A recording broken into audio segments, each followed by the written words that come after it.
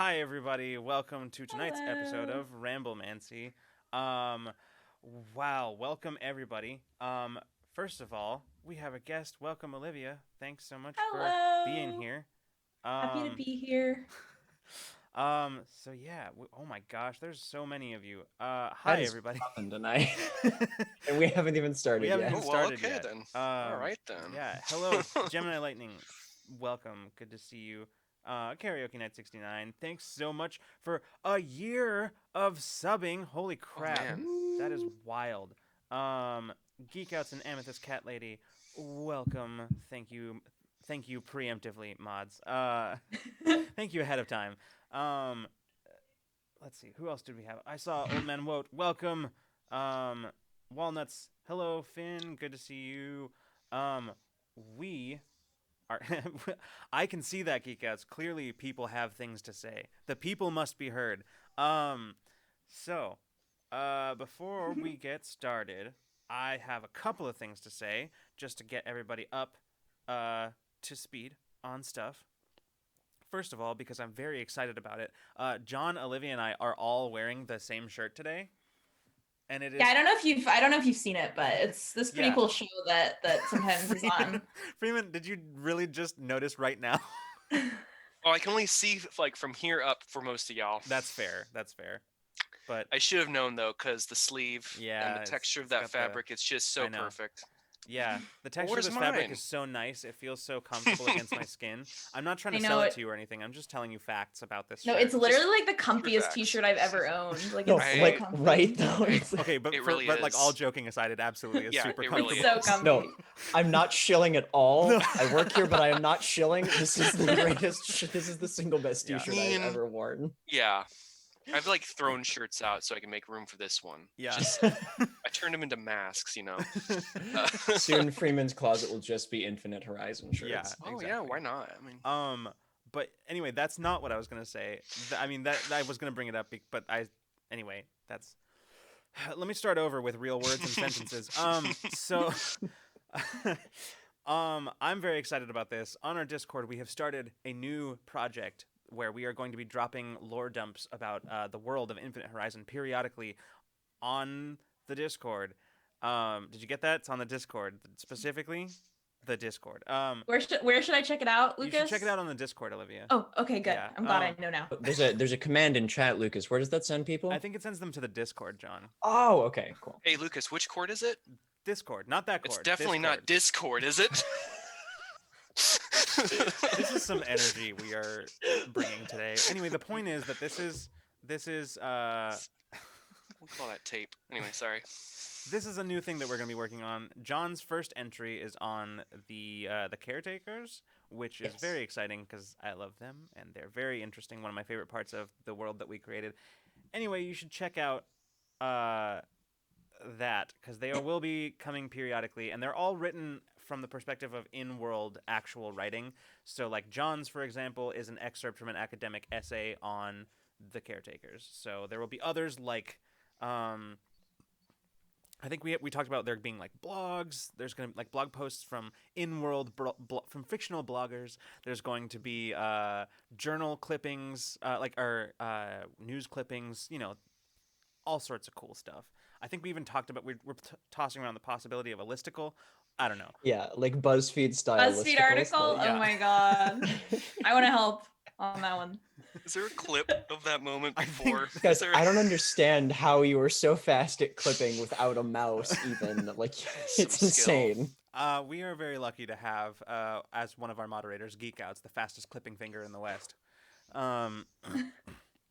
So anyway, that's a fun thing to check out. We're very excited. We've been planning this for a while, and we're finally able to put it into practice. It's going to be pretty exciting. That's it. That's all I had to say about that. Anybody else have cool things to say? No, I'm just glad that I'm finally putting my English degree to use writing fake academic papers for a setting that I made up. It's really full circle. You've come full circle. Really, used it in the Like, way it was meant. Years ago, I couldn't even write that kind of thing, and I hated reading academic-ese like that. And now I'm the one writing it, See, but that for a was, like, the fictional biggest- setting. You either die a hero or you live long enough to see yourself become the villain.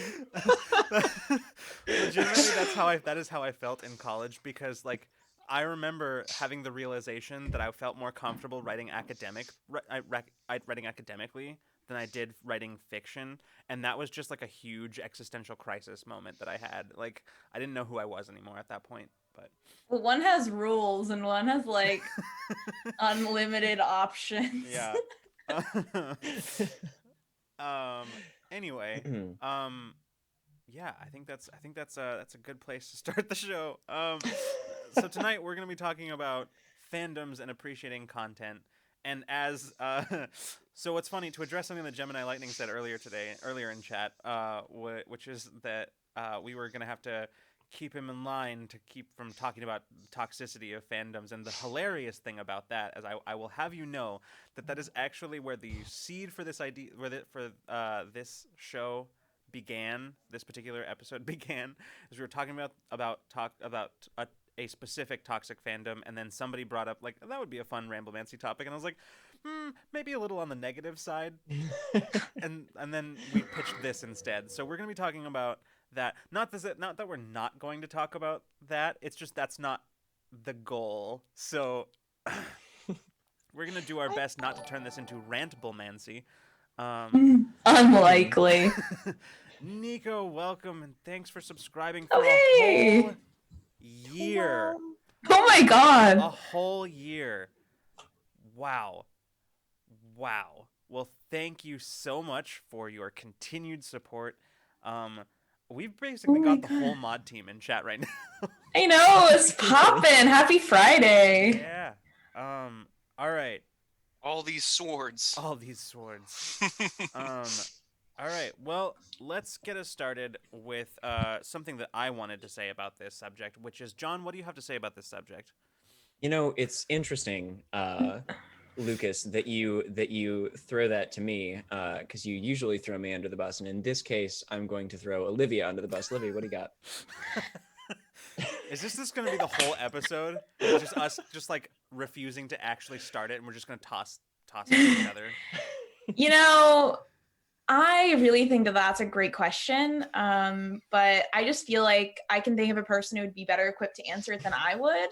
I really think that Freeman would really have some smart and really wise words for us on this topic to start us off. Mm-hmm. All right, bear with me though, because I have a short story to tell you first about this cord. This cord, it's got electric tape. It's got about 3 or 4 wraps of electric tape on either end. I'm just going to let this play This out. cord is probably about 10 years old, and I don't know why I'm holding on to it. True Facts by Freeman Luoma.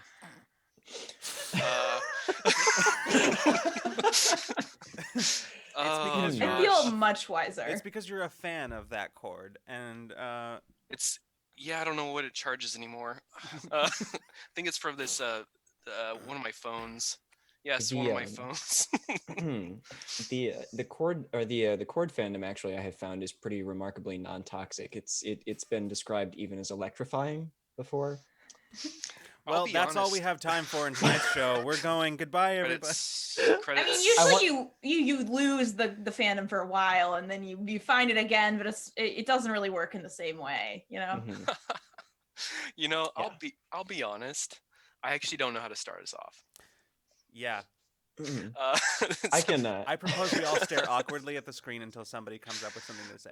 I can talk. I have something in mind. I can actually start. No, yeah, go for it. Go So for it. I have been thinking a lot about Avatar lately. Ooh, Because of it being on Netflix and everyone kind of like it being kind of the zeitgeist for a little bit. I think now everyone's kind of finished their rewatch and we've moved on to other things. Yeah. But I don't know. I think that was a very interesting, especially Korra was a very interesting fandom. But I think that, like, why do you guys think something that was kind of really popular back then now kind of took off again, and like why are we all coming back to it like at this, besides it being on Netflix, like what is resonating with us this time that like didn't with us like when we were a kid. It's funny that you asked that, because I've been thinking about that too. Yeah, I've been thinking about it a lot. And also, to respond to what Amethyst Cat Lady is saying, I think Legend of Korra is coming to Netflix. Is it in like 8 days? 8 days from now? Oh, it's soon. Oh yeah, I did see that. I Or do like want to watch. It's like a week from now. It's a week from today. It's the 14th, Yeah, right? Yeah. 14th. I never finished Korra. I got really mad at one part. That's fair. That's completely fair. Yeah. I love that It's gonna show, be- but I've heard it got good at the end. it did. To answer your question though, I'm to answer your question, I'm just gonna read what Amethyst Cat Lady wrote in all caps, which is, because Iroh comforts us in times of trial and tribulation to get us through it. I have an Iroh quote like in my vision at all times on my wall. Yeah, which one? Which one? It's, pride is not the opposite of shame, but its source. True humility is the only antidote to shame. Yep. That one really love helps that me one. out. Yeah. The Iroh wisdom enduring ever since that show aired. Yeah. Absolutely. I don't know. You know, I've thought about this a lot too, and I honestly don't. I mean, like, you can probably give a lot of credit to it being more easily available now than it has been any other time, right? Because now it's on Netflix and it's now on a popular streaming site, whereas before it was like hidden behind. I mean, it was hard to find. Yeah, it was behind like paywalls, and while it's not that with Netflix, it's a paywall that most people have already gotten through. So like, did we lose Freeman? Oh, he's back. Only okay. momentarily. Okay, cool. Sorry about that. Internet. We just sort of rotated. It's fine. My computer said, no, enough of your foolery, Freeman. It got mad at you for blasting that cord. Oh, Amethyst Cat Lady. That's another really good quote. Oh God. That one also made right, me tear up. This Ramblemancy is now Sorry. exclusively dedicated to crying over Uncle Iroh quotes. Like, Yeah. Honestly, yeah. Uncle Iroh was one of my favorite characters. Well, one of my favorite characters, even when I first started watching the show. But as I watched the show later on, he moved right up to the top for me, like second or first, even actually. So, yeah. I think there's a lot of media that like people are very nostalgic for from their childhood, but I find a lot of times when I go back and watch some of that media, I find myself on quite a few occasions on the rewatch being like, ooh, this is aged poorly from the early 2000s.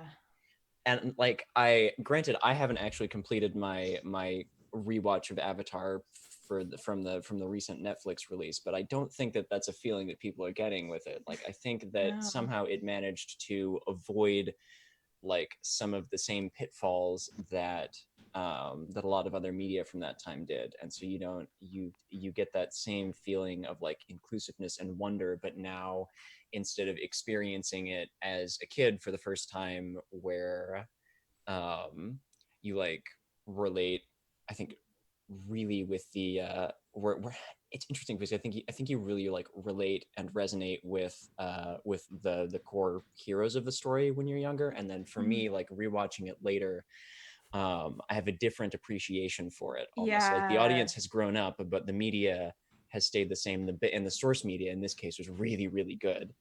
I want to point out one of my favorite things that I think maybe has ever been said in chat, which was Karaoke Night 69 says, I wish I had an uncle like Iroh. Instead, my uncle posted on Facebook about ordering IHOP and throwing it away in front of the waiter. Can I divorce an uncle? I mean, I certainly I think you can.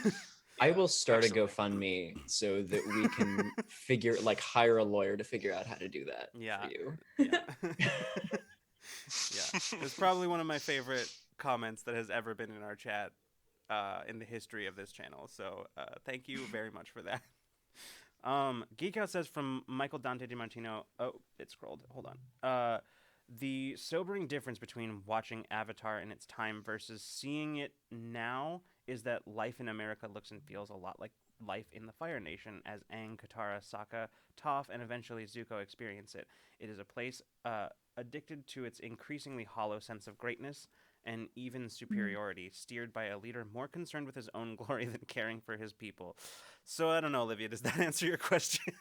Yeah, and that's something I kind of also have been thinking about a lot lately too. But I think that we've always been like that, as we didn't have the level of awareness that like people have now, at least in like the public eye. But I think something that really resonated with me watching it the second time, besides I think that very clear, like all of the very accurate like political commentary going on, especially with Bossing Say, and like that felt kind of scary to watch.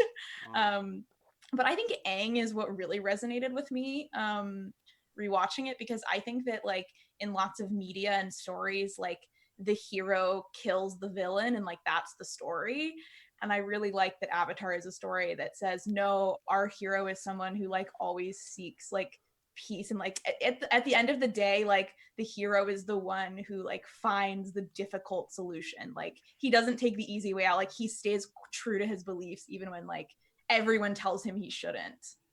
And that really resonated with me, like for this current era. Yeah. Especially given recent events and US politics in particular, like there's a lot of it right now that feels like I need to try and convince people that human life has value. And here, like, here you have a hero who is not willing to compromise, who is willing to compromise on many things, who is willing to like walk into problems with an open mind. But at a certain point, like Aang draws the line. He's like, I will not kill the Fire Lord. I will find another way, because like he is also a living thing, and I value his existence even if he has done despicable things, right? And whether or not you agree with Aang's assessment of the Fire Lord, like that character trait, that like unflinching, uncompromising, like sort of sticking to his guns, I think is something that is really, and on that particular issue, is something that feels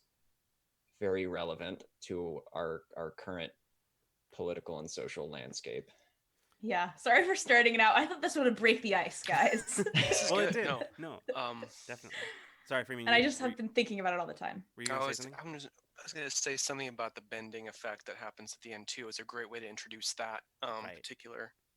Yeah, that was a really. I remember watching that for the first time, and that was like a really compelling scene. But, so okay, let's sort of zoom out on this a little bit, and let's sort of focus on like. Let's focus on that, on like fandom, which we sort of have been doing already, because we've sort of been talking about the things that are resonating with people both now and also even just as long as it's been around. But like, that's the thing that I think about a lot, where especially when I'm watching things that are extremely popular, and when I'm watching them, I don't understand why. A certain show that we were talking about before we went live certainly qualifies there. Oh god. I've been watching The Walking Dead recently, and let me just say that there's a reason that it hasn't appeared on any of the media recommendation lists. He doesn't want anybody to know. It's not that I don't want anybody to know. It's that I don't want anybody to make my mistakes. So it's that that's not true. It's that I don't want to encourage anybody to make my mistakes. I actually did want to mention something in the media club. I'd forgotten to do it, but I wanted to mention just my annoyance at one of the characters that we were talking about earlier. Yeah. And they're talking so much. But like, that's the thing. I wanted to mention that. That is the thing that I think about a lot when it comes to like popular properties. I often find myself thinking, whether I agree with the popularity or not, I always wonder like what it is that drew somebody to that thing. So I think that's kind of where my next question is going towards with everybody, which is, including chat, what are things that you find draw you to, like, not just the property itself, but also like to engaging in a fandom, right? Because like fandom isn't just about liking a thing and all kind of liking that thing, but there's also sort of an element of like of connection there, right? Where you're all kind of connecting over a thing that you like. It's not just focused on that thing. It's also about the people. So I'm curious what your thoughts are on that. Like, what draws you to a specific thing? Or maybe a better way of putting it is like, what is the difference between you staying, with like and engaging with something versus you just sort of, all right, I'm out. The difference between like engaging and being either not consuming fan content or like just kind of being a passive observer of the fandom. That's a good question. I think like it has a lot to do with the feeling of the community for me. Like there's I know the communities that I find myself engaging in are typically ones that unsurprisingly ones that like sort of seek to lift each other up, and that like focus on that or the sort of like positive aspects of their community. Like those are the ones that I find myself actively engaging in, which is to say, I like to engage in fandoms that aren't toxic, I think is the way that you can boil down my answer at the end of the day. But Boil down John's answer. uh, Listen, I thought it too, but I wasn't gonna say it, Olivia. I was today years old when I realized that was a terrible joke with my last name. Every time I've ever said that in front of a classroom of children, one of them had to be going, Yep. I'm so sorry. Now you're gonna be how have thinking I about not that realized forever. this? You're gonna be thinking about that sorry, every time now. fandoms. What draws you to fandoms, John? The community.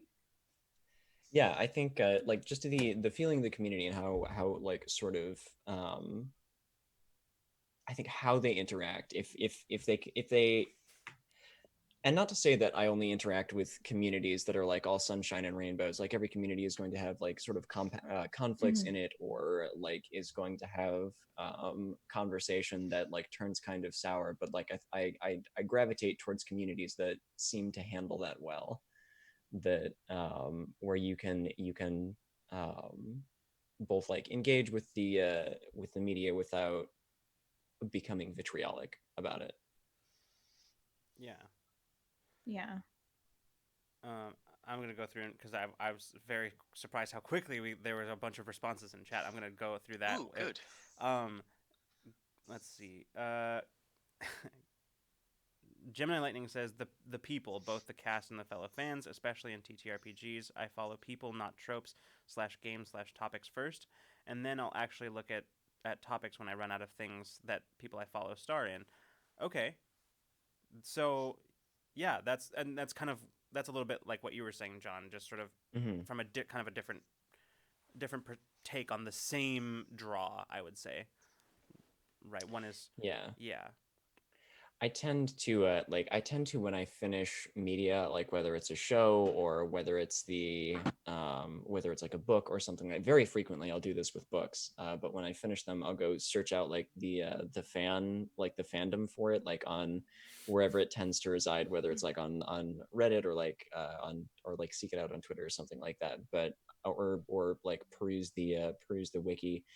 And I will say that there are some when there tends to be a combination of like fan content and discussion and people being like welcoming to newcomers to the community, then those are fandoms that I tend to like stay kind of plugged into, and ones that are gatekeeping is the fastest way to turn me off of your fandom. Yeah, that makes sense. Nico says, I don't know. I tend not to engage in fandoms, those present excluded. That's fair. I skirt around the edges of most fandoms. Like I'll engage in the content and then I'll just sort of skirt around the edges of the fandoms. Sometimes it's because I don't feel like I belong there, and sometimes it's because I don't want to belong there. So, I hear ya. I'm in the same. I kind of lurk a little bit, and then I'm like, no, no, no. Some of them are like doom scrolling too. Not all of them, yeah. but a lot of them are like, uh-oh. Mm-hmm. Oh. Now I'm really sad. Oh no. Doom scrolling is the worst. Geek Out says, if the show surprises me and doesn't go for the obvious story tropes or subverts tropes, yeah, that's a good one too. And I have more to say about that, but I'll come back to that. But I do want to continue going a little bit through the responses here, because there's some other really good ones. Karaoke Net 69 says realism. I can suspend my disbelief for a lot, but if something is badly written or something, I don't always follow through. That's also completely fair, and I feel you on that one. Yeah. It doesn't have to be like logically consistent in terms of like the real world, but at least it has to be internally consistent, Yeah, I was about to say it has to like make sense with itself. Yeah, The like rules that it sets. exactly. Like there's a lot of things that like a lot of really, for me, a lot of what I found is the difference between bad writing and like passable writing is very often how much work you do to justify it. Yeah. And like there's so many times where I'm like, all they had to do was just say this one thing and then all of this would be okay, but instead they didn't, and now it's terrible. So yeah, I feel you on that one. um Amethyst Cat Lady says, since I don't make much fan related content these days, it usually has to do with the quality and quantity of content. Yeah, okay, that's fair. I honestly, I think I can agree with that too. There's parts of everything that you guys are saying here that I also agree with, but like for me, I especially recently, I like it with if it's a new show or something like that, I won't watch it if it's only got one season, because Like that's not enough. yeah, I need to be able to like be consumed by something for a while. Mm-hmm. It's oh god, I have to the amusing thing that's happened to me recently, and this doesn't happen super often, but like responding to Amethyst Cat Lady's thing about like the quality and quantity of fan content, uh, I think like all of us are perfectly aware because we've at least in the call are perfectly aware that Caitlin is very much in Clown Town right now. Oh with yeah, like I just never know eyeballs, what she's talking about. like And we she's love managed. her for it. My favorite tweet of hers is So that one, quaint. but no, she like managed to kind of get me into the fringe of the It fandom just by like talking to me about some of the stuff. Mhm. And I have never read either of Stephen King's It books. I have not seen the movies, and I have only seen the 90s miniseries because Caitlin was like, you should sit down and watch it sometime. And then I asked her if she wanted to watch it with me. So, but I have consumed more fan content for the It like fandom because I find it better than the promise of whatever's in the books. Yeah. So like it's a rare case of the fan content for a fandom being so good that I have engaged almost exclusively with the fan content instead of the actual Yeah. like Yeah, source media. It always looks really good, and that's another way I think that people get into fandoms is like seeing the cool fan content. And I don't know if any of you guys watch the YouTuber Jenny Nicholson. I'm sorry to bring YouTubers in it, but she does like really interest. She usually does like funny stuff, but Oh, she had a video yes. on that was about the brony fandom. Like she just released a video that Yeah. was like an hour and 50. Did you watch it, Lucas? I didn't watch the whole thing, but I did. So- I saw a so little bit of it. It's really cool. And like if I had a best friend at the time who was like a brony, so I kind of knew it, but we were kids, so it wasn't weird. And so but what like she talks about in her video is that like fandom a lot of times comes from the fact that there's like a very like a world that people can see themselves in. Like that's a really big key part of a fandom usually. The characters are like the way they're done is easy enough for people to replicate fan art of. Like there like are some like factors that make shows and media more likely to have a massive fan following, which I thought was super interesting and I never like had thought about. And like the high quality of the fan art that was being produced by the brony fandom like made people watch it itself. Right. So like even just like the community behind even just like a totally random show can like then make the show. It's such a weird thing that happens. That reminds me of I had a friend in college who he never described himself as a brony, but he enjoyed watching it. And he was an art major, and I remember he and I were having a conversation once about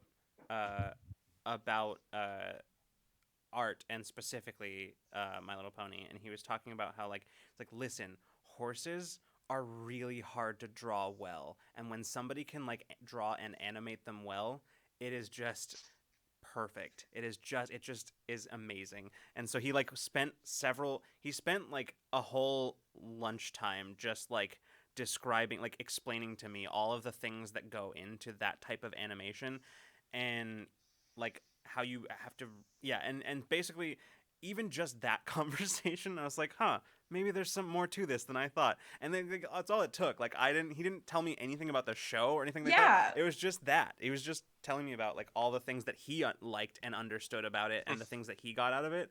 And I was like, just that alone, I was like, huh, maybe there's something to this. And I never followed up on it, but It's like a friend gets you into it. Uh-huh. Like that's how it always starts, you know? Yeah. Like Lily got me into TTRPGs. Like she's the one that introduced me to them, and Yeah. Thank you, so Lily.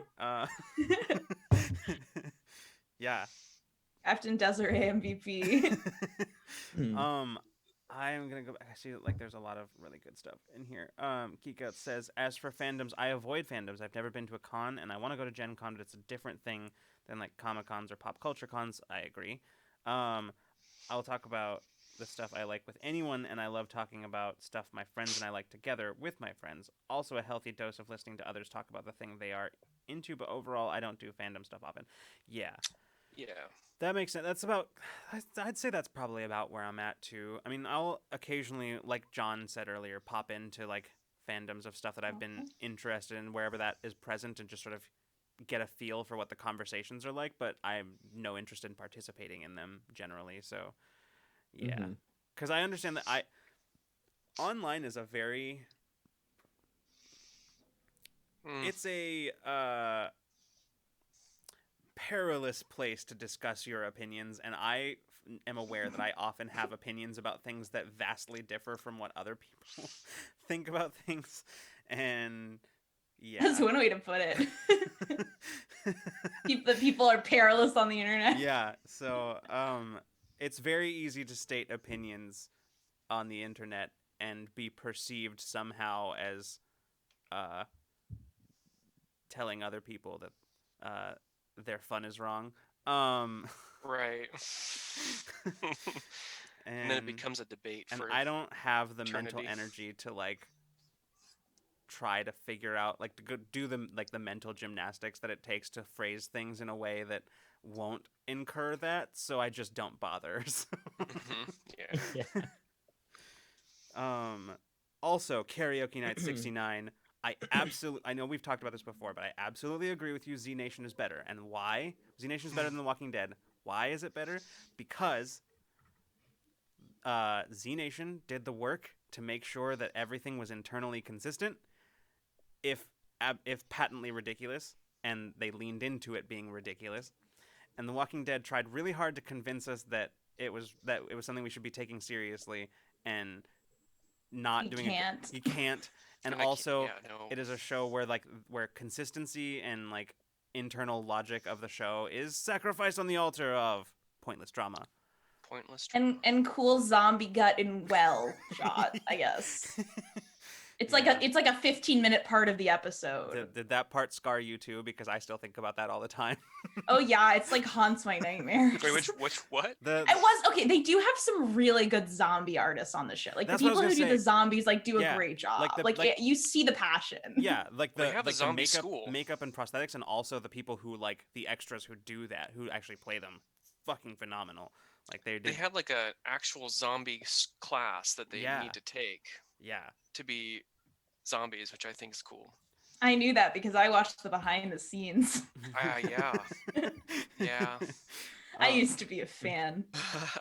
Let's see. Yes, Nico, as always, with the excellent point and cutting observation. There's little that ticks me off quite as much as fandoms that get possessive of their fixation. Yes! Absolutely. That is very true. I have many things to say about that, but I won't at the moment because it involves implicating a fandom that... Anyway, we're going to move on.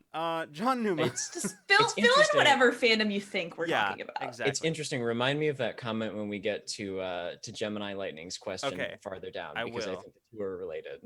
All right. John Numa says, some of my fandoms were almost exclusively through IRL stuff, but as I drifted more online, honestly ties to queerness and lots of shifting stuff IRL. Fair enough. Connected more with content because of the creators, e.g. Titans Grove, led to Critical Role, led to Stream Punks, etc. That helped me connect with fandoms online, and because of the healthier circles therein, I feel more connected with both content and fans. To my earlier point, I've been revisiting fandoms from my past, but now through a queer lens and plenty of other new takes and communities I didn't know before, e.g., what are people this year saying about stuff from a decade or more ago. Yeah, yeah, and that's, I think, was it you or somebody else that was saying about like how it's always good to like revisit stuff, because while that it won't change, you do, and I have experienced that so much, and it's cool that like that move to online for you also like kind of had that effect on you, and like the way that you reviewed like fandoms and things like that. That's super cool. There's something to be said, like Olivia talked earlier about like fandoms or like content. We gravitate towards certain content because we feel like we could belong there. And I think that like fandom is kind of an extension of that, but like we seek out content that like sort of affirms the stories that we tell about ourselves, and in some ways like continuing to engage with content that we view beyond the source material, I think is another way to continue kind of like searching or like feeling out um our identities or interests in a very safe way, right? Because a lot of times engaging with fandoms doesn't have to mean like talking and participating actively in them. It can be consuming them too. So Yeah. Um and with this cat lady says drawing horses well is downright witchcraft. Yeah, that's very huh? true. They have some complicated muscle structures. Horses have complicated muscle structures. You got to understand that shit. Humans are complicated enough. Yeah. Like I can't imagine like What if we Well, added two more legs and a weird they- face? and in My Little Pony, they made them look like so not like horses. Yeah. Like, I haven't watched that show in years, but I distinctly remember that. Okay. Yeah, you're like that is very clearly a horse, but it does not look like a real life horse. Gemini Lightning has I think this is a really excellent question, which is what we do with you by participating in chat part of a fandom? Okay, so I don't have a real answer for you. I have my thoughts on that. And my thoughts on that are very much tied into this whole conversation about fandom as a whole, which is that and I know what this is going to sound like coming from the person on the screen, um, but I prefer, I personally prefer us not having a fandom. And the reason for that is because for me, it's not, I mean, on some level, we wouldn't be here in front of the screen if we didn't want to be in front of the screen and be known, right? Like that's like like that's a thing about performance, and like I hate it when online you see people come and be like, oh, they're just streaming for attention, they're just doing these videos for attention. Yes, Yeah, everyone we is. are. Yeah, that's why we're doing it, but like, also because so, we like right, it. but like on a certain level, I don't generally like the dynamic, and this is one of the things that keeps me away from fandoms. I'm not a fan of the dynamic that tends to pull up between the people on the screen and the people in the chat. I'm not a huge fan of it because I think one of the biggest problems in that is the the deification of individuals within like within a, you know, like of public figures, I should say. Yeah. And that has such a toxic impact. Like, it is not in itself toxic, borderline, but it absolutely creates toxic behavior or paves the way for it. And I think that if things ever got like that with us, it would be devastating to me. That would devastate me, and it would take a lot of the enjoyment of what we do out of this, and it would, at that point, it would become purely a job, and I would hate it and myself. Like, it's, yeah. This is interesting because I think it ties into our conversation last week about community, because I think what we are essentially doing right now is drawing a line between community and fandom, in that like community, the social energy goes both ways, and in fandom it goes exclusively one way. Yeah. Right. Yeah. Fandom is like in can in healthy ways be like being interested or focused or fixated on this kind of content, but like it can very easily without like moderation or self-awareness slip into like when you're talking about content like shows or books or things like that, it can slip into toxicity, and then I think it can slip into almost what I know a lot of a conversation that a lot of streamers have, which is for them, online content creators, the like sort of parasocial relationships between them and their community. And like on some level, you can't really avoid that, right? Because like with the people on the screen, like you see their faces, you see their mannerisms, you start, there's like a level of familiarity, and but so like on some level, you really can't avoid that sort of parasocial sort of feeling, right? It's just how our brains are wired. Like we are not. We did not evolve to interact this way. Like, Yeah, this is not. that's very true. So like on some level, like our brains cannot differentiate from like those things. So you can't avoid it just to a certain degree. But that doesn't mean that you have to exploit it. And I find that that's quite often what ends up happening with those types of relationships. And yeah. I think that like fandoms itself, it's not like I feel like at our current time we kind of have like a association with the word that is kind of a negative. I don't know, like when I hear fandoms, I like picture people fighting, like, and I think that's because like I don't know if you guys have been part of very influential, like or maybe like a fandom that was super influential to you at a point in your life. But I definitely had a fandom that was like that for me, and I definitely experienced like the highs and lows and like epic drama of being in like a very active fandom. It was the Doctor Who fandom, if you wanted to know. And so, like, what was your guys' like fandom that I don't know if you had one, but did you have one specific fandom at any time that really kind of like made you fall in love with kind of being engaged in content in that way? Or I don't know if you guys were ever in big fandoms like in that same way. Not in a participatory sense. I mean, there were definitely like these, like we talked about previously on there were formative things for me, but I don't know about fandoms though. I don't know that I've ever engaged with like a big fandom at all, really. That's certainly a wise choice. I think like the closest it came was when Harry Potter was in its heyday, in like when the books were still coming out and like the movies were like trying their best to catch up with the books, which was when I was in high school. And so like, of course, because all of my high school friends and I were science fiction and fantasy nerds, like the school had almost its own self-contained Harry Potter fandom, and I was like kind of a part of that. Oh my gosh.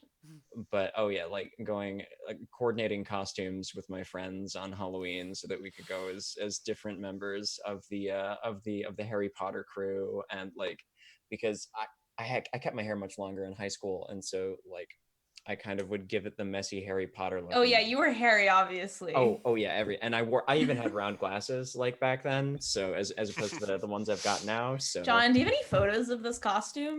I'm pretty sure that I don't, but I know for a fact that my mother does somewhere in photo albums. So, and okay, I know that one day. So I will find them for you. Thank you so much. That would really make my week. Or we'll have a photo album day.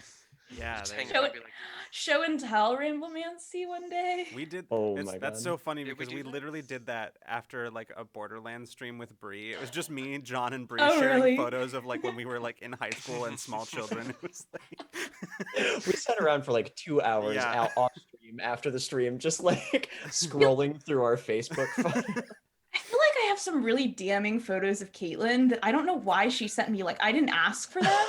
But like, I think one time she just found it and sent it to me, like without context. I'll have to get her permission before it's disclosed. But are they like the photos of baby Caitlin?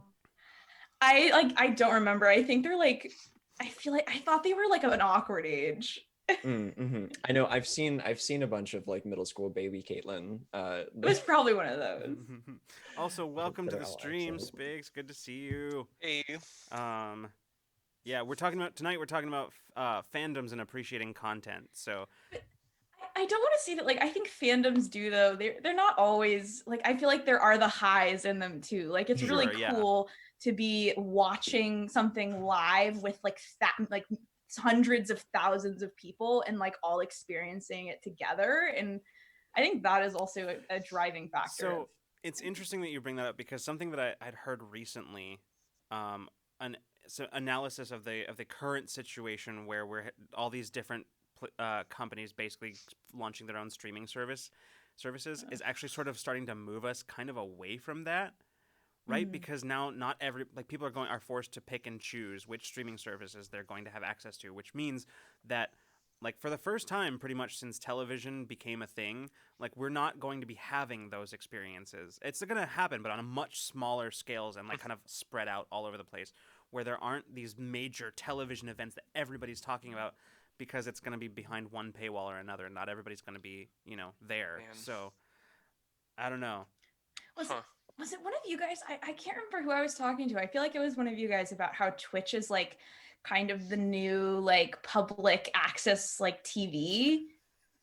No, I don't. It might not have been one of you guys. It might have been someone else, but I guess it wasn't. But it because everyone can kind of just do their own show, and you have people come and watch it, and you have people that tune in, and some of them have a bigger reach, and some have a smaller reach, and yeah, that's really interesting. I'd actually not thought about that, but you're absolutely right. That's so I don't remember who said that to me. It was probably one of my roommates or something. But I think that just to go back a little bit, because I'm not sure that we actually fully addressed this, but Gemini Lightning asked a follow-up question, which is, so then what's the difference between being a fan as a peer and being a fan as an idol?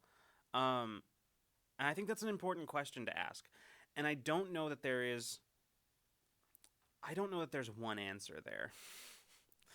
This is a subject that I think about a lot. I spend, honestly, I would say probably about if I had to put a number on it, about 20% of each day thinking about, right? This, because it's something that I try to be extremely cautious of with us, right? Of not incurring in that direction. And granted, right now we're pretty small, our audience is pretty small, and so it's harder to reach that kind of dynamic, because right now at the stage that we're at, it's very easy for us with the size of our viewers, with the size of our viewer pool, that it's very easy for us to be a lot more kind intimate, yeah, and personal, right? And I honestly, but it is something that I think about, because if we continue growing, eventually it's something we'll be confronted with. And I really do feel right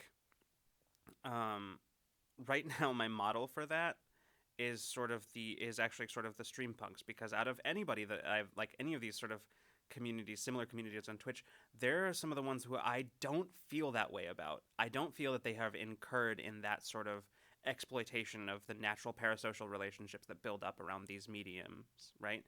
They don't do that, and they don't allow it to happen. And it's a lot more about their behavior and their presentation, their attitude towards the whole thing, than it is about, I think, any specific thing that they do. And I think that's, I don't know, I don't have an answer for this, and that's why I say that. I want to bring it up because I think it's an important thing to talk about, but I don't have an answer, and I spend a lot of time thinking about this very subject. I think you as the performer or the entertainer, it does matter. Like you said, it matters how you engage. And I think there's a line to ride there, or a line to walk there, that of engaging and affirming people who engage with you and with your community without without Overstep. Yeah, without overstepping, or without seeming over familiar yourself, because it is kind of a two-way street, right? If you the entertainer sort of act over familiar with the folks in your chat, then you kind of encourage the same behavior back towards you, especially if that's something that you kind of put on. And so I think something with the stream punks especially is that when they engage with members of their community, they do it from a place of sort of genuine interest, right? Or genuine, and also as appreciation. peers, it never comes off as just like there's never the corporate line, right? Like they come on like there's never the like, hey, thanks for coming out tonight, right? Like that's never like that kind of Yeah. like placating line. It's always like from a genuine place of interacting with individuals and never letting the dynamic shift from us being peers. Like we may be the ones here on the screen, but we're all still people. Yeah, we're just the people with cameras and microphones. So Yeah. Yeah. I know that a favorite Path of Exile streamer of mine has said that quite a few times when people will like come up and like heckle him asking for like build advice in game, or like, you know, trying to get him to appraise items, and he's like, I don't know, man. I'm going to tell you to do what I do, which is go look at Path of Exile, trade for a while to appraise your item, or go ask your friend, because like I do the same thing. I'm just the guy with the camera. Yeah. I'm just more visible. I think that's one of the reasons why with our content, I'm very comfortable with it not being like having a certain level of quality, right? But like not feeling just overly produced, not editing out our mistakes and things like that, because Wait, you haven't been editing out our mistakes? well, yours. Oh, okay, good. As long as I'm Just covered. yours, As long as Olivia. I'm covered. Okay. Good. But but like I'm comfortable with that because to me it feels like we're making it, we're not putting ourselves up as like I'm trying to think of like the actual words. I'm also losing my train of thought in the middle. We're not setting up an uneven power dynamic. Right, yeah. Like we're saying, look, we're our game probably looks a lot like your game at home. Like we definitely will do things differently, but our game probably looks and feels a lot like your home games. We tend to err a little bit more on the cinematic narrative side of things, but like what did we on Wednesday? What did we like stop for like 5 minutes to just talk about? It had nothing to do with what we were doing. There was like I don't even remember what it was, but yeah, like we have our little like moments of aside and whatnot because we don't have like the producers breathing down our necks of like, all right, we don't have like the next lineup of shows that's starting at this precise time, so you have to be off before, right? We have the freedom. And nobody's coming in with the shepherd's crook to yank you off stage, right? Yeah, exactly. Even when they really should. We can't be Even yanked. when they really should. Like, see, We can't be yanked. see the first 5 minutes of this episode of Ramblemancy. Hey, no, not applicable this time. I feel like they probably should have just pulled me off stage about the time that I made the electrifying joke. Like, somebody should have just. I don't regret the disconnected me from Boyle the- comment. I I will also not feel that retract. way, John. I also think they should have done that. And no, John Numa, Olivia doesn't make any mistakes because I edit them out. I saw that and I was like smiling like a dummy as I was reading it. You guys are so sweet. But yeah, like I think I don't think that there's an easy answer to that question. Because as far as what the difference is, I think it really is just a matter of behaving like peers. Because like we're here because we enjoy tabletop games and playing them, running them, and whatever. And in the case of some of you, you're here because you also like doing those things and happen to have found us and enjoyed watching us do those things. So, you know, it's that's kind of how I feel about this. Lucas, you have ignored Amethyst Cat Lady's reptilian overlord questions, which is Are For you too long. This has gone eh, unanswered. okay, let me scroll up. I might have missed it. Lucas, are you sure you're not our uprising reptilian overlord? That's a really good question, Amethyst Cat Lady. So anyway, yeah, see, that's exactly what I'm talking about, Gemini Lightning, which is, he says, I do appreciate that if I were to meet you in person, I'm more likely to go and have a casual conversation with you than with Eric Campbell or even Matthew Mercer. I do appreciate that, because that is what I try to make that a thing, but I also highly recommend having a casual conversation with Eric Campbell, because it's excellent. So I don't think you could have a casual conversation with Matthew Mercer without a heist first. yeah, and there's at Yeah, least like no. a Went back in time a couple of years, maybe. yeah. You'd have to like bump into him and Marisha in like taekwondo class or something. Like that's the only way. Is that a thing? Man. And you're off to get like a vegan like cupcake or something, and then That is very specific. I love Very. it. I love it. Yeah. I just assume, I just assume. You know what? That's what I know about the West Coast. Well, Getting I'm some just kidding. avocado You're not toast. Okay, just California. you're really not wrong. You're not though. that far off. Yeah.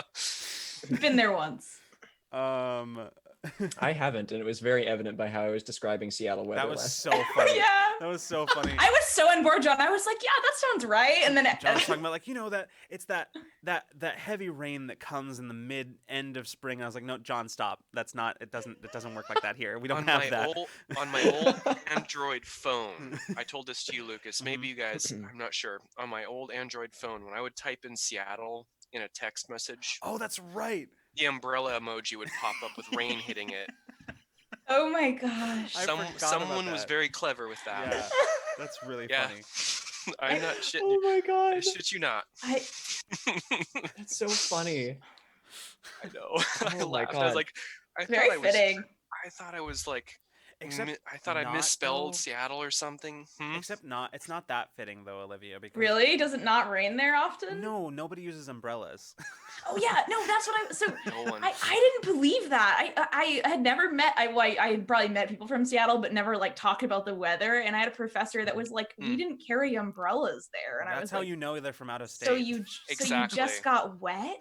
That yeah. And she was like, That's yeah. what we do. Well, like it's gonna happen to you whether you have Gonna the happen. umbrella or not. So why annoy yourself by having an umbrella? Like, Doesn't that just make Oops, you sorry. miserable to be wet all the time yes, like that? it I does. like it. I'm pretty fine with it. Actually. Congratulations, you now understand the Seattle freeze. Everyone's get just it. miserable all the time. And that's why you join fandoms, to escape the reality of. It's because you're too damn wet. Goodness. We figured it out. Yeah, we nailed it. Yeah. No, but for real, actually, the reason I don't use umbrellas is because I uniformly destroy them. Not on purpose. It just happens every You and single me time. both, man. Oh, me too. Me Yeah. too. Wait, why do 3 out of 4 of us do that to umbrellas? I don't know. John, are you responsible with umbrellas? Yes. I don't. What does that mean? I don't know if I believe that one. You shouldn't believe that one.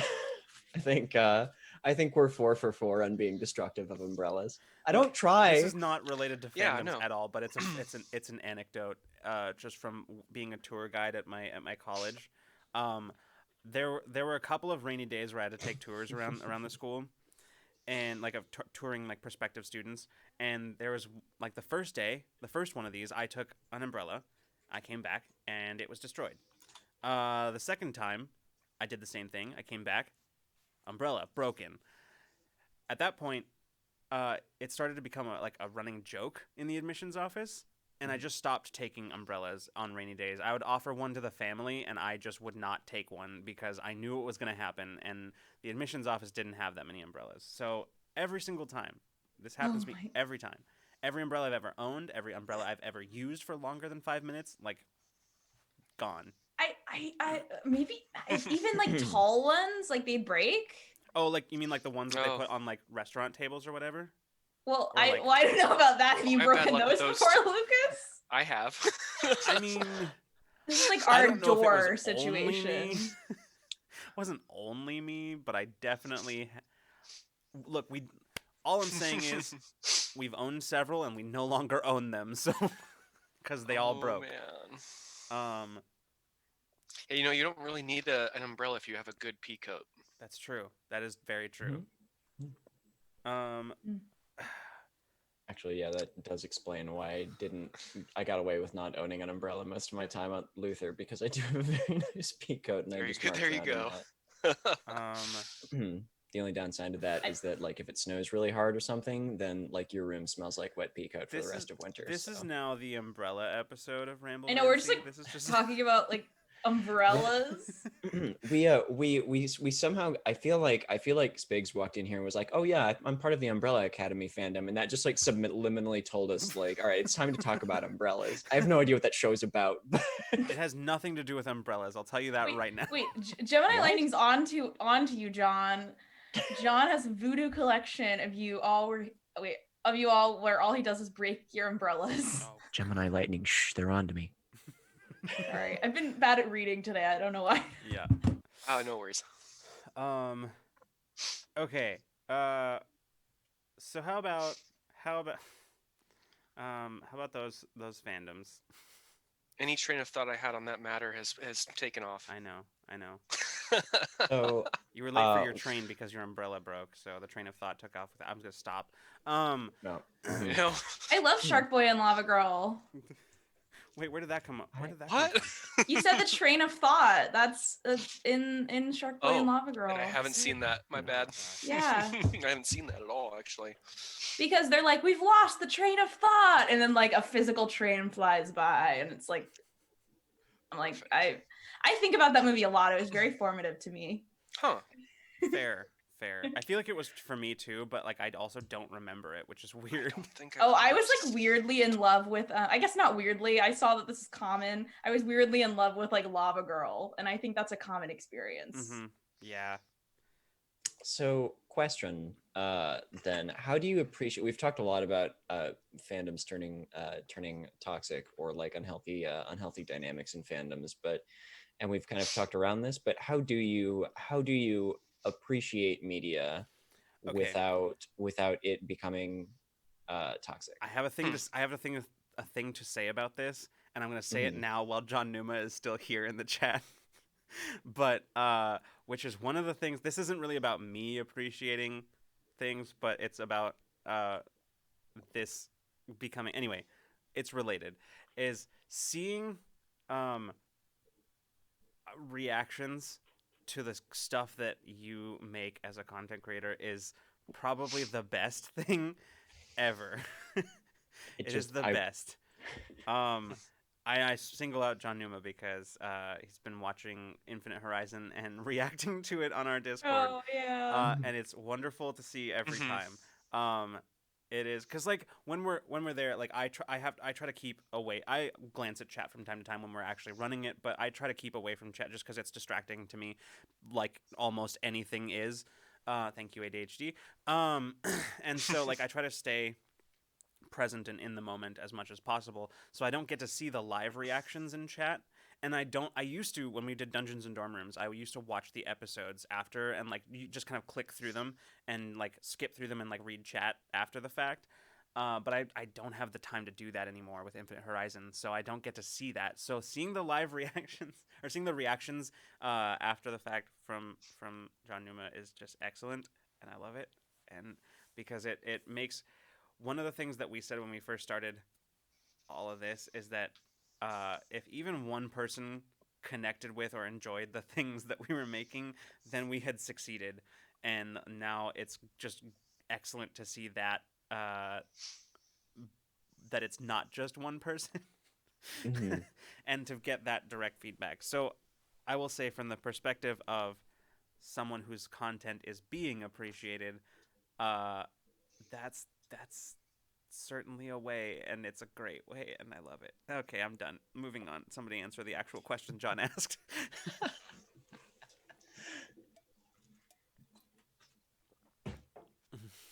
You said how to make a fandom not. Wait, sorry. One more time. The question. I was very inspired by what Lucas was saying. Yeah, me too. I wanted to give some silence there. Yeah. The original question was, how do you appreciate a fandom without straying into toxic behaviors? How do you appreciate something healthily? I think the biggest thing is being respectful of other people in the fandom is like the most important factor of any fandom or any community, really. That sounds fake. And what? That's sometimes people aren't good with that, especially on the internet, where they forget that people have, like personhood behind the screen. Yeah. And so not tolerating it, I think we talked about that, like on at some point, I don't know if it was on stream or off stream, but about how like if there's anything that is not like we don't jive with, like we have mods go and do their amazing work to keep it like not a non-toxic community Yeah. too. Yeah. Like sometimes you gotta do it by like force. Yeah. I think, and this is also a subject that I think about a lot, as John knows because I've ranted to him about it on many occasions. Mm-hmm. But I think, for at least in a medium like this, like live stream medium, I do think that on some level, like, I don't think that a content creator, like a streamer or a YouTuber, or whatever, has direct responsibility for the actions of their community or fandom or whatever, but they do have a responsibility to try to foster a uh, positive is the wrong word, but a healthy community. They have that responsibility because as like the quote that I've used, not quote, but like the phrase that I've used to John is you can't plant a garden, not weed it, and expect it to bear fruit. Um, and that I think is that's a big deal. Like it's the and I always point at Matt Colville for doing this because Matt Colville brooks no shit. Like he takes no shit. He will straight up in his videos, some of them, he will stop and take a moment and say, "I've seen people doing this in the comments. Cut that shit out." He's like, "I will block you so that nobody will be able to see your comments," and like that kind of thing, and basically laying it down like these are the expectations and these are the consequences for not meeting them. I think that's a big deal. I don't know. But I also agree with what Kikaz just said, which is addressing problematic community members is important.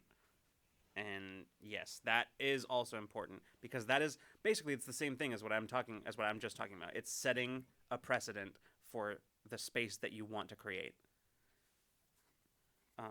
Yeah. Freeman, what do you think? Just remembered I was muted because there was weird sounds outside. Anyway, yeah, I do not know because honestly, if it gets a little too intense, I usually just kind of take a little break. Honestly, I'll just take a break. that right there is something though, because Absolutely. there's a certain like people I think get this feeling of like almost sunk cost fallacy with their fandoms, right? You know, like I've invested so much in this content or like this content creator that I follow that like it has to continue being the way that I want it to be, when like stepping back is the best thing that you can do as in that situation, right? Even if it is a stepping back because you were forced to because you were banned, right? to get at our weeding your community garden. But I think in terms of like I know the conversation's been like on and off tonight about content creators in particular, but like if we're talking about other media, like if you can't be critical of something that you like, then you're gonna have then you're gonna have problems in engaging with that media, like continuing to engage with that media. Like it's super important to be just as critical about the things that you like as you are of the things that you don't like. Definitely. Yeah, absolutely. Also, Gemini Lightning, thank you so much for gifting a sub to John Numa. Welcome, John Numa, and enjoy your scroll. Yeah. And I suppose to that end, there is also something to be said about like, because I see in chat like, yeah, criticism and liking a thing go together.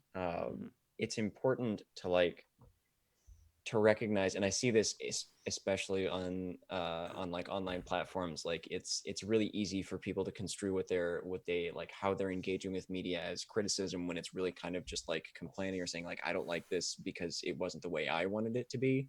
It's different than offering criticism about the way like the writing handled something or the production company did a certain thing, right? Or even just like the premise of the show you can take object with but enjoy like the performances of the actors or like the direction that the writing took. Like there's lots of ways to be critical of the media that you you partake in without being like fanatical or zealous about it. Yeah. And Karaoke Night 69 says that extends to all parts of life. Nothing is perfect. And if you think it is, you should maybe rethink that, because that's how bad decisions happen. And I absolutely agree with Yeah. Wise words from chat tonight. Yeah. Damn. That was a good one. I'm thinking tonight the wrong people have the camera and microphones, but Gosh. Hold on, let me just pack up the Yeti and ship it. yeah, like... there you go. Oh gosh, hold on, I'm scrolling up.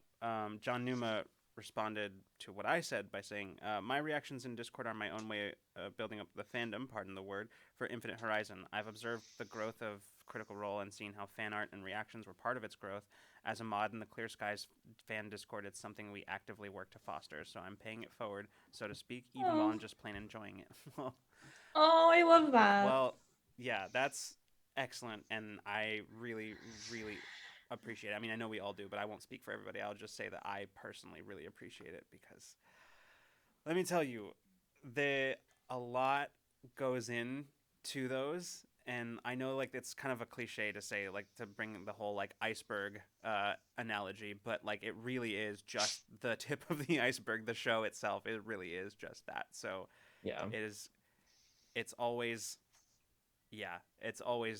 gratifying to see people reacting well to it. So and you guys do I don't hang out in the Clear Skies Discord very much, but I do pop in from time to time, and you guys do a killer job of like moderating and keeping that community like healthy. Absolutely. Actually, fun fact, a little behind the scenes, some of our Discord policies and just general policies overall were modeled off the Clear Skies Discord, just FYI. So yeah. Nico has some good stuff to say here, which is tips for being a non-toxic fandom member. Realize you are a passenger, not the captain. Realize that even though you may think you know where the ship is going, it doesn't mean that you are right and the captain is wrong if it's not going there. I find myself guilty of that quite often. And most importantly, realize that you can leave the ship if you don't like where it's going. Yes. Yeah. That's something that I feel like takes a while to learn. Like, I feel like everyone learns it at one point on one piece of media, and it's a hard lesson. I will say that I had to do this with an example of my being too close and too involved in a fandom was actually with Critical Role, where for a while I had to like totally disengage from everything. I wasn't watching the show. I wasn't like engaging in any of the content at all. I was ignoring anything that I came across my Twitter feed. And then months later, I came back to it and I was like, all right, here's what I'm going to do. I'm going to only watch the show and engage with nothing else. And my enjoyment of it returned to more or less where it had been before. So. Yeah. At this point, I follow cleanse and then a return and like a yeah on your own terms. Yeah, on my own terms, exactly. Yeah, I'm kind of like in the same place where I follow like a couple of the cast members. I think I don't even follow all of them at this point. I follow Critical Role Artbot, which just retweets Critical Role fan art, like anything that has the hashtag for Critical Role fan art. So much cool stuff there. That's like one of my favorite things about that particular fandom is just the prolific. I'm sorry, I can't finish that sentence because I got distracted too. I got distracted. One of our moderators has derailed us with the primal like truth that Poe and Finn absolutely banged. Star Wars fandom is a big one to talk about. Yeah. What a healthy fandom. Yes, the healthiest, a model of healthy. I hold no bitterness against any part of that. Yeah. It makes me sad because I love Star Wars. That's it. That's all I had to say about that. That's it. That's the tweet. That's not true. I have more to say about it, but I don't. We could fill an entire several Ramblemancies with how sad I am about all of that. Anyway, I think we have filled Ramblemancies with Star Wars before, so.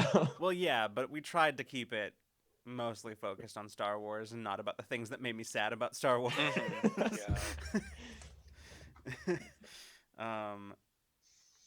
But yeah, Geek Outs is troublesome. I think you might be correct, John Numa.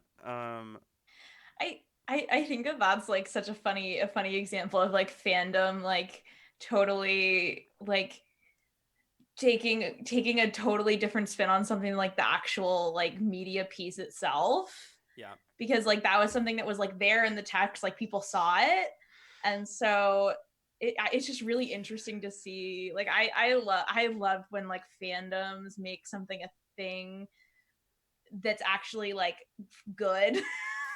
Mhm. Were you part of the conversation, Olivia, a while back when like I was talking about certain? This actually is relevant because it is getting back to something I said that like the Geek Out said earlier that I wanted to get back to, and this is relevant. So but were you part of the conversation a while back where I was talking about like how you can sort of tell just by the like the tropes used what era of television something came from, Mm-hmm. and like Yeah. how we had to do a lot of work to get over the mid 2000s and the TV writing in the mid 2000s.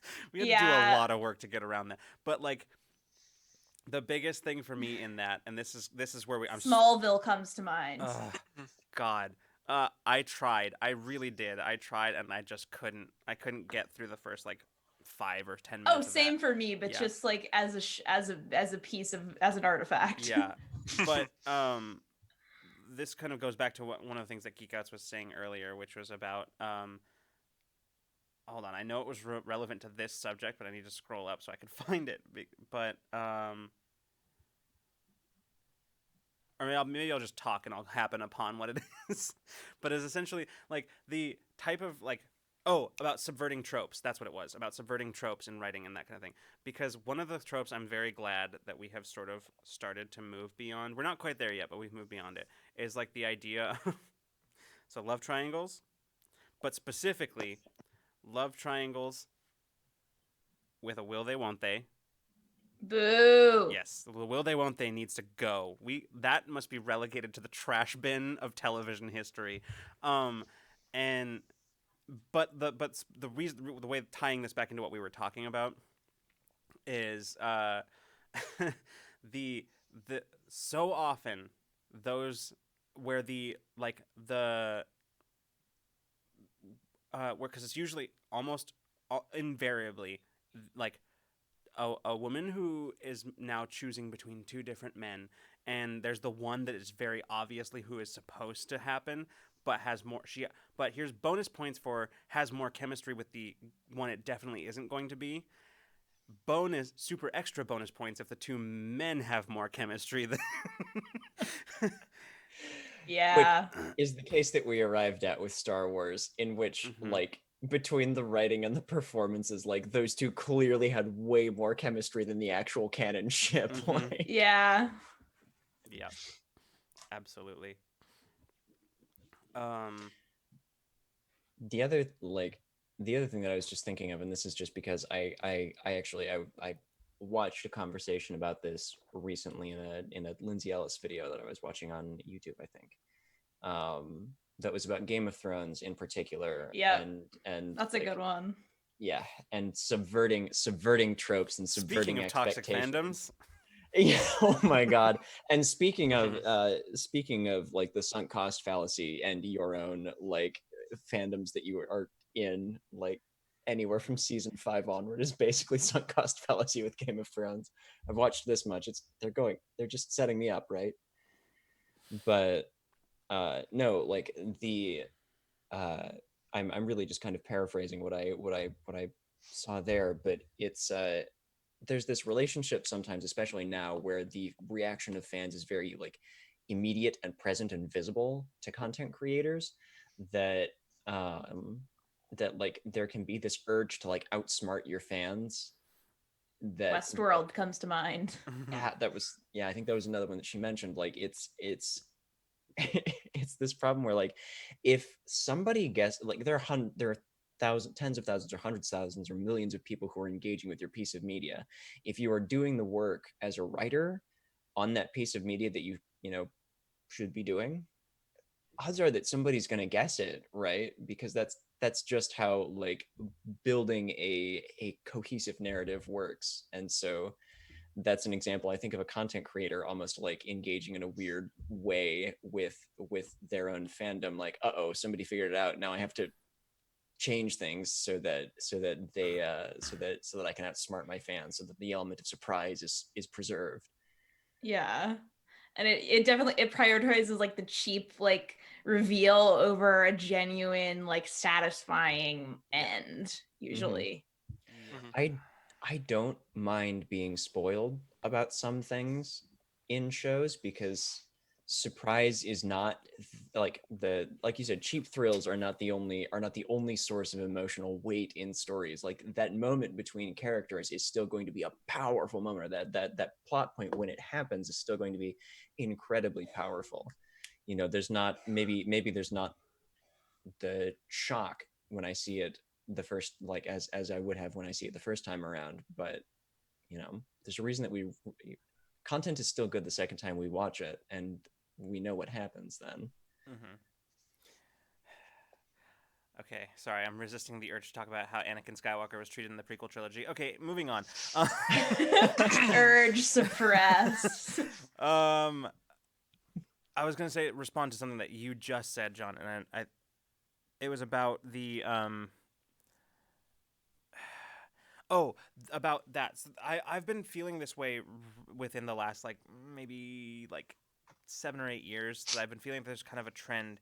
I don't know if it's real or not, or imagined, or somewhere in between, but uh, that at least in terms of, I'll be honest, I know a lot more about like television than I do about in terms of the industry. I know more about television than I do about film, but I've been feeling like there's been a lot of, especially in like very popular, like in Marvel films and like Star Wars and other similar scale things, this trend of like reactionary filmmaking, where it sort of feels like the filmmakers are like deliberately sending a middle finger to certain parts of their audience, and it like just has a detrimental impact on Yeah. the entire rest of it. It's like they're like, all right, how can we piss these people off even more, and then it sort of, it's like they did that and then they built a movie around that. um It's like the adversarial edition yeah. of how can we outsmart them. It's Mm-hmm. like it's not even how can we outsmart them at the minute. At that point, it's just like how can we best piss them off. Yeah. Like Yeah, I don't know. And like I said, I don't know if this is a like a real thing that is happening, or if this is just kind of like imagined or something, but like I don't know, I feel like I've felt it too often for it to just be nothing. What like does a specific movie come to mind? I know when I first had this thought, there was a specific movie that I was thinking of, but I don't remember now. I feel like Marvel movies have done a lot for and against, like I don't, Marvel is a huge fandom, so I think it's a good topic for fandom Ramblemancy. That's how I'm excusing mhm. this. Mm-hmm. But I think that Marvel has done a lot that's really positive, and a lot that's really negative for like not only movies but also for um like fandoms and also for Yes. society. Honestly, Yeah. but that's a voucher thing. Because my lit major training was to pull out the exigency, how it was related to our current world. But basically, it's like people are just wanting to see references now from previous movies. Like people just be waiting the whole movie to see a reference from a previous movie. You know, Yeah. Yeah. that's how fandoms can sometimes be too. Not and like not every movie is going to be like the like something from the Marvel Cinematic Universe. The Marvel Cinematic Universe gets to be that way because it's a comic book universe. Yeah, and I like think those are like I some of those movies are like absolute blasts. Like I love a lot of those Marvel movies, but like they did kind of, I feel like, encourage a kind of fan behavior that has leaked into like every fandom now that is like super problematic. Yes. That's really interesting. I'm Yeah, I could see that. I never thought about it that way, but I now that you mention it, I can definitely see that. But this is, yeah, John Numa, you're exactly right. It reminds me of the GM versus the players and the GM with the players approach to Yeah. TTRPG. Yes, that is exactly that's an excellent way of putting exactly what I was saying. Where it's like, oh, my players did this thing. Well, I'm going to do this thing just to spite them. Uh, I as a GM sorry, and I my got mad players' just saying that biggest sentence. I am my players' biggest fan. Like Yeah. I love it when, for instance, last night in a game that we were playing, Olivia was just like, I'm the captain of the softball team. Can I like call them up and have them show up and help us out? And I was like, I didn't think of that when you made your character, and it is not an asset that I had imagined you would have, but let's roll for it. And yes, please God, do it. Like, And it turned out great. The army of softball lesbians helped Yeah, save the day. They fuck shit up. yeah, the softball team was very much ride or die. Yeah. Also, John Numa, that's really interesting. Have y'all read that article about how the MCU creates the perception of progress without conveying progress? I have not, but I really want to. Yeah, I would love to Actually, read that. if you don't mind, if you have quick access to it, if you can. Oh, thank you. You beat me to it. Thank you. I will definitely be looking at that because that is exactly the kind of shit that I love. That's one of the reasons why Ramblemancy is a thing, because I like deep diving in thinking too hard about things that don't super matter. But it's just like a fun thought experiment, you know? It gives you something to do for like a couple hours. Yeah, exactly. All three of us lit majors right now are roasting the shit out of ourselves. I mean, it kind of comes with the territory a little bit. These people are annoying. Everyone's like, these people are lame. Okay, no, first I'm learning professor, a lot. 2 things. Yeah, it's just I learned stuff here. Okay. Listen. As an aside, there was a guy in all of my senior year, like, English courses that I hated so much.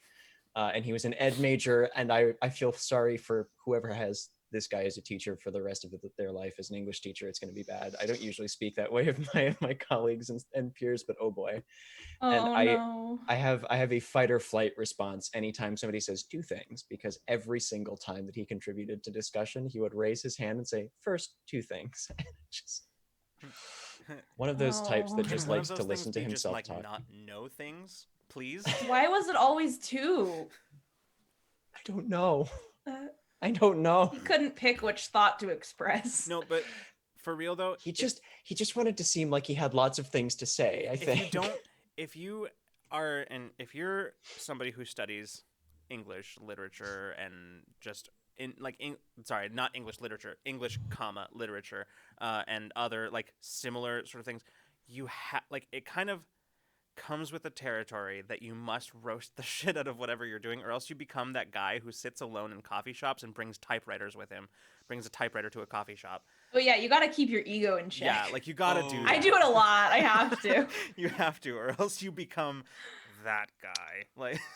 I think there's a good novelty Twitter account called Guy in Your MFA. I follow that. I love that. That's one of my favorite Twitter accounts that I follow. I don't think they've tweeted much recently though, or maybe I just haven't been seeing it. But no, I think the last time he tweeted, I'm looking at the account right now. It looks like the last time he tweeted was like 2019. You know what? That's fair. That's completely fair. We've had other things to roast and think about since then. It was like November of 2019 the last time he tweeted. Yeah. But actually, run by the same person. There's another account that I also love, which is dystopian YA novel. I was thinking you were gonna say that. Yeah, I love both of those with all of my heart.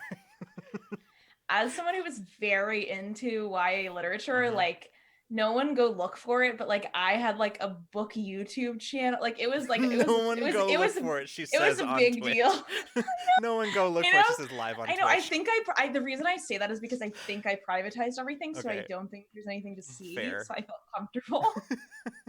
But I think there might be a couple videos up still. But it's all like all of the tropes are like so easy to pin down when you just like write them out in a tweet, you know? Yeah. The most recent tweet from YA Oh dystopia or God. like dystopian YA novel is this account was supposed to be a joke, not a preview. Oh. Mhm. Oh no. I think it's interesting how like language from fandoms can become so like used in the mainstream and like how I also love that like certain fandoms are becoming really really mainstream. Like D&D is one that like obviously is Mhm. you know comes to mind because it's in everything now. But Yeah, I can say oh, they failed their stealth check in public and not be looked at like I'm insane, which is yeah, like a little bizarre to me. yeah. Sometimes people are like people I don't even know sometimes will talk to me about D&D if I have like a D&D like thing on me and I'm like this is cool but also like you're getting maybe a little too comfortable I with have this like Mhm. please don't approach strangers I have a shirt always. that my dad got me for my birthday a couple of years, or maybe it was Christmas. Doesn't matter.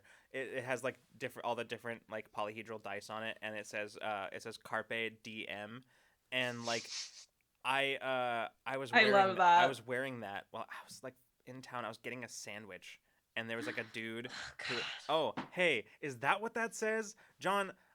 I was today years old. What? Today years old. That Wait, thing has what? been back there forever, and I had no idea. Amethyst Cat Lady, I hope you know I flinched physically when you said that statement that you just said, and I feel very old. Um. That's cool. So, Olivia, sorry, I cannot let that comment Wait, slide. hold on. You feel What? old in this company? I know. Sorry. So not to Oh, make you man. guys feel old, Yeah. but you know, it's okay. I'm turning 23 in like a couple weeks. Yeah. So. Hmm. Anyway, what I was gonna say was that like I was just getting a sandwich, and like the dude behind the counter was like, "Dude, I love your shirt." He's like, "Are you running any games?" I was like, "Yes." And then he was very clear that he was like trying to like get in on a D&D game, and I was just like not having it.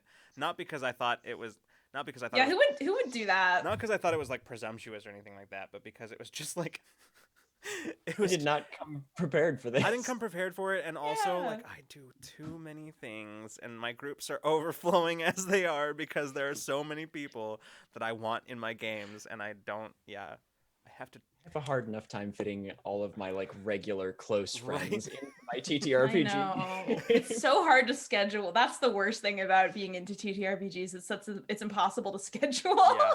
sometimes. Gosh. I looked over at chat and I've missed part of the conversation, but I just read the words smut hugging, and I don't know what they mean. I don't know. They are English words, and they are, but the order in which I understand all of those words separately. If you scroll up Yeah. maybe a little, you'll see. I'm not Oh, gonna do okay. that. There's a term for smut. Oh God. Okay. All right. All right. I gotcha. Oh, okay. All right. Um. Anyway, Oh shit! It's 10:40, huh? yes, it is. Yes, it is. The last time I looked at this clock, Lucas, it was Oh. 9:58. How do we full circle it back to I don't really know how to full circle it, but I Hmm. really think that maybe that Lucas might know how to full circle. Well, I'm glad you you said that, Olivia, because I actually think that Freeman might have some pretty interesting stuff to say on this very subject. Oh man, you caught me almost off guard. Oh, what's the subject? Yep. Okay. Cool. I wanted to see if you would improv it. I wanted to see where you'd go. I was totally ready too, and then I was like, "Wait, what am I doing?" And I overthought it. That's a mood. And We were trying to circle back to fandoms since it's getting late. Um. I think it is. Yeah. Well, the time flies. Well, as a parting thought before we leave, one of the things that I Mhm. think is the most important about fandoms is like the community element of them, right? Like everybody sort of coming together and sharing mutual enjoyment of a thing. I remember like when Freeman and I our first year at Gen Con, I remember looking around and seeing everybody so excited to be there and seeing the games that they liked, the creators that they liked, like both like like game developers and content creators alike. But me, I was looking at all the people. I was looking at all the people, and I kept turning that whole weekend. I kept turning to Freeman and just like gesturing vaguely at the sea of nerds and going, "This is what it's about. This right here." And seeing all these people just there to for no purpose other than to share in mutual enjoyment and love of like a particular genre of hobbies, right? And like that I think is excellent to me. And so one of the important things for fandom, I think, is not just having that, but also having the venue to do that, such as a Discord. So you could join our Discord. And that was a very good one. No, but I am serious about all of that. Like, joke and bit aside, that I'm very serious about that. But you should join the Discord. You really should. Not dat cord. Wait, no, not that cord. Not dat cord. Discord. Jess and Fern started that on this channel. Jess and Fern started that, and it has never gone away, nor will it. It's yeah. The other two things I remember from their run on here are rooms and subscribe. Subscribe, yeah. I will say I do miss every time one of us brings up the fact that you can subscribe to us here on Twitch. I do miss subscribe. Yeah, that I miss Fern leaning forward to the mic and going subscribe. I want that as a sound effect. It's so good. Yeah. We'll tell you what. John and I will record like a 3-hour ASMR of us just going subscribe over and over again, Olivia, and then we'll send it to you. How about that? We gotta save that for Patreon Good rewards. Good call. No, here's what we do. Here's what we do, you guys. We're having the staff meeting live on camera right now, but here's what we do. You can put custom alert sounds onto Streamlabs, so we just make the subscriber sound. Oh my god. Subscribe. That is a galaxy brain idea that you just Yeah, no, that is such a good idea. That is. All right. Yeah. I'm writing it down. I'm gonna try to write. Yeah, it no, down. I'm actually writing that one down. Oh, you are good. Good. You've heard it here first. All right. Well, That's why you watch things live. Oh gosh. Okay. It's definitely time for us to go. We should be raid. Good point. We'll get to that.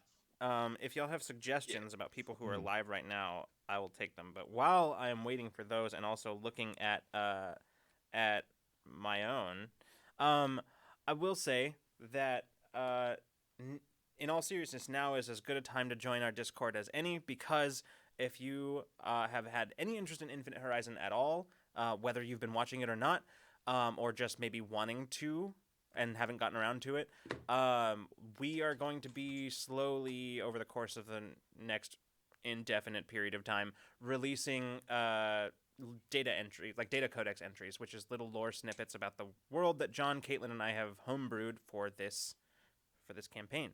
The first one is already up that John wrote, and it is so good, and I'm really looking forward to seeing what I come up with, really good. Because I haven't done it yet.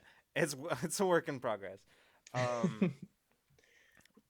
But yeah, so Discord's a good place to. If you have more things to talk about on this topic, there is a channel for that, the Ramblemancy channel, so named because that is the name of this show. And yeah, there's other stuff. Oh, give me a second while I remember how language works. If you are subscribed here on Twitch, I had to stop and think if that was the correct platform. Twitch, yes, that's where we are. If you are subscribed to us here on Twitch and also on our Discord, then you can gain access to some of our Patreon rewards, such as our Media Club discussion, which is actually, a lot of it is very similar to stuff that we're talking about here, although it's mostly recommendations. Don't know if it'll exclusively stay that way forever. Because let me tell you, there's a lot of media that I consume that I'm just like, why? Why did I do this to myself? And I want to prevent you from making my mistakes.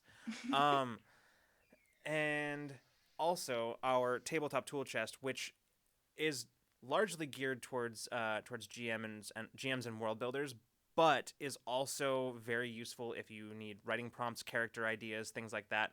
Useful little snippets to include as part of your creative works. Yeah, those are things that you can get if you are subscribed right here. I think I'm pointing more or less in the right spot. Subscribe right here. Or is it down here now? Did they move the subscribe button? I think down it's here beneath now. us Yeah, now. it's down there under Freeman. Yeah. Lurking Freeman's just beneath. sitting on the subscribe button. He doesn't have a chair. He's just sitting on the subscribe button. It was Mhm. first. It was It was squats, squats, which and then it was the fitness ball, mhm, and I then think it so. was Our next Or- fundraising goal actually is to get Freeman a chair so that he no longer has to sit on the subscribe right. button. Yeah. Thank you guys. It's how we know we've really Yeah. made it. I mean, it's a good thing to lie on, Right. but not right. to sit on. Yeah. And then I feel like there's other things that I should plug or announce. Oh, the latest episode of Infinite Horizon went up onto the YouTube today. So that's their episode 23. We are getting very close to a season finale, where we will have a bit of a break / off season, and maybe some other stuff in there. Who knows? I mean, I do, but There's only three- one way to find there's out. only one way to find out. So there might be some off-season content coming to a Rule of Lore near you. Yeah, that's all I got. That's all I got for now. You check out the YouTube if you haven't seen Infinite Horizon. Theoretically, Ramblemancy will be uploaded there one day. It's a plan. It is a plan that has not happened just yet. But it will. One day. One day. Yeah. I can't say for sure, John Numa, exactly how many episodes we are from the finale, because TTRPGs being what they are, sometimes things go off the rails. But I can estimate that there are approximately 4 episodes left. So. Yep. I'm looking at the calendar right now. Oh. we is- ballparked that. That's so. my That's I'm hearing that for the I first know time. you are. Yeah, there are like approximately Cool. 4 episodes left to the season of Infinite Horizon. Oh my so- gosh. Okay. Ah. Uh, How I feel. Join us live Yep. as we blindside Olivia with with information about Infinite Horizon. All right, y'all, we're gonna go. It was organic. I saw some of the people who are streaming. Oh, hey, that's cool. Jim Ryan, other doc, is streaming Invisible Sun right. Oh wait, this is a rebroadcast. Ooh. I think this is a rerun. Yeah, dang, I was really hoping that he was live. Okay, we're not gonna do that. I saw somebody said, I know Gemini Lightning said Felicia Day was streaming and also Saving Throw. Let's go jump over to Saving Throw show. Yeah, let's go give Saving Throw show a raid. Are you guys up for that? I think we can do that. So, let me set that up for a second.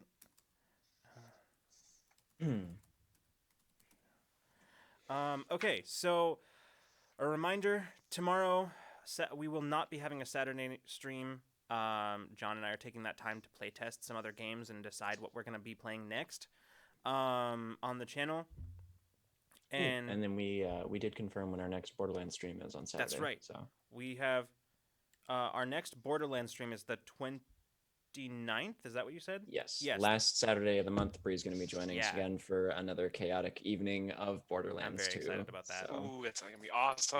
Yeah. Last time we played, like, Lilith took the entirety of a city and just teleported it somewhere else before my very eyes, and I lost my mind. Yeah. because it's so badass. Good.